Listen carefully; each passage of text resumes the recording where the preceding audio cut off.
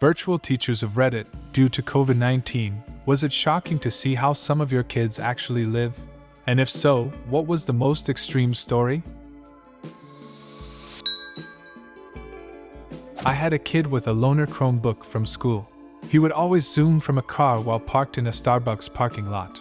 After some digging, I found out that his family is homeless.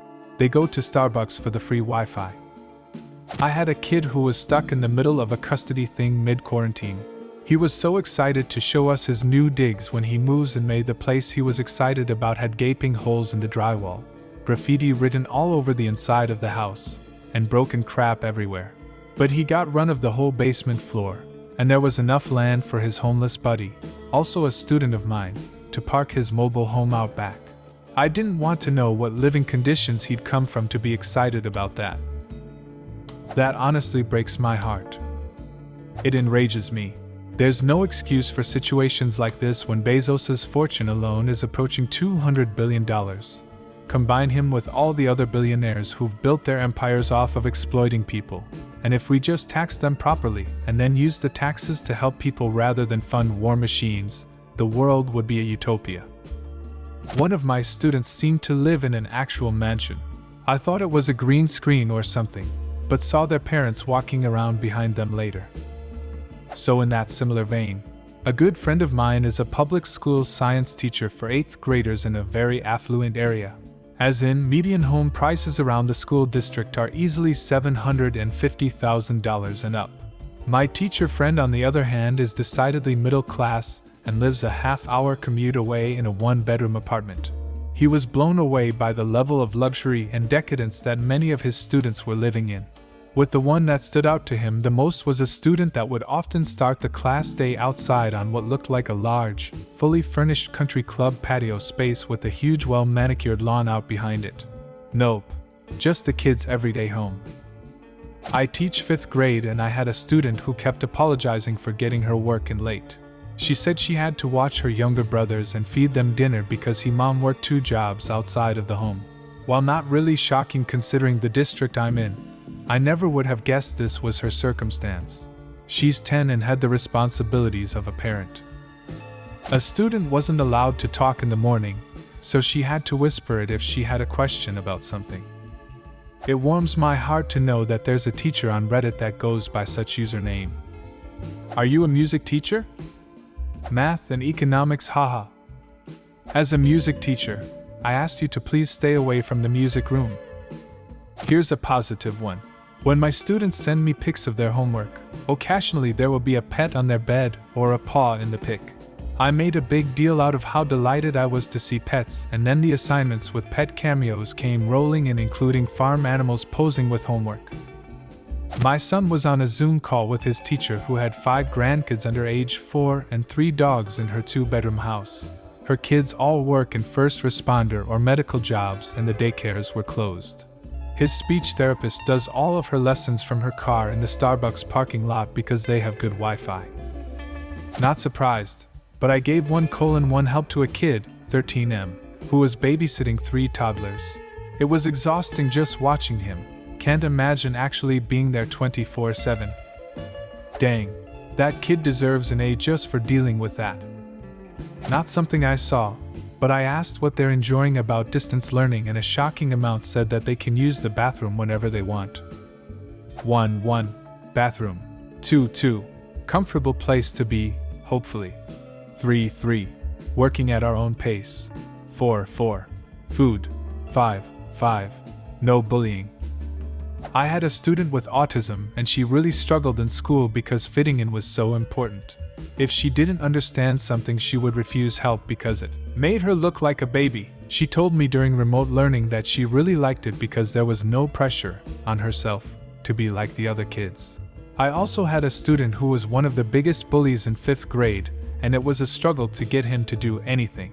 He got every assignment done each week because he was focused on that, rather than being the tough guy, class clown, etc., not needing to impress anyone.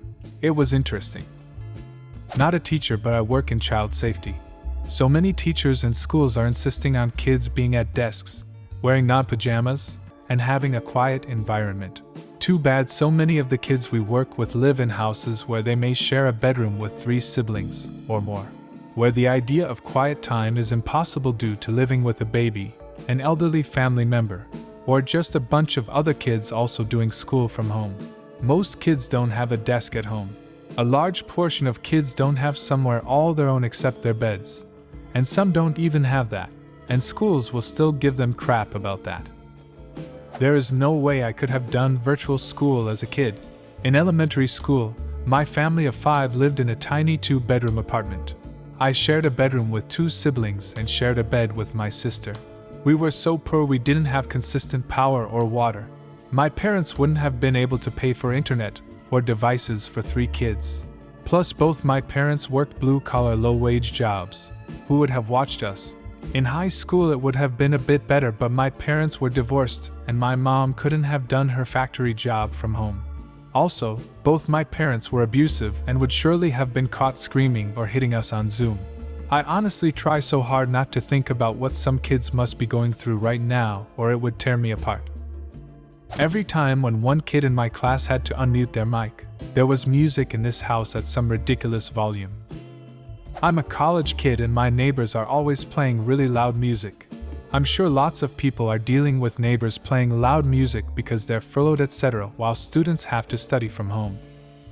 A colleague and I were driving around town delivering work and school stuff to our kids. He went to go find one of his students and found them in a rough-built shack behind a gas station. He said it was about the size of his camper and had 4 people living in it. His is a mostly affluent school, so he was really shocked to see that. Put things in perspective a little. I lived in a trailer with no heat or running water in Colorado when I was a kid. We had a space heater in the front room. We all slept together with all the blankets. School was my only escape. Snow days really sucked. I'm a student, not a teacher, but I saw one of my classmates in a bathtub one day. Nobody even mentioned it, he was just there. Edit, just to clarify, he had clothes on and he wasn't taking a bath, he was just in a bathtub. Maybe it was the only quiet place in his house. Philip Rivers is an NFL quarterback who has earned around $200 million in his career. He signed with a new team in March and held a press conference via Zoom. By all appearances, he attended this press conference from a bathroom, with shower drapes as his background. I am obligated to point out that he has 9 children. Some of my students have to connect through their phone because they don't have internet at home nor a computer. I was shocked at how one of my students managed to stay focused in every class despite her wild little brother goofing off in the background and doing everything he could to get her attention. I'm not a teacher, but a student. I've seen somebody walk around with their phone as they took care of their farm animals. He's got some cute rabbits. I've done virtual since March and did it over summer for summer school. Yes, but most shocking moment. I saw a mom in a thong. It took me a second to realize I was seeing the backside of this unsuspecting middle-aged woman. No judgment. I'm 40. Just giving a visual. This was not some penthouse forum moment. As a heterosexual female witnessing a woman I do not know in a thong, yes, it was shocking. Glad it was me instead of a male coworker. Luckily, I used 2 computers, one for Zoom and one to actually check their online work.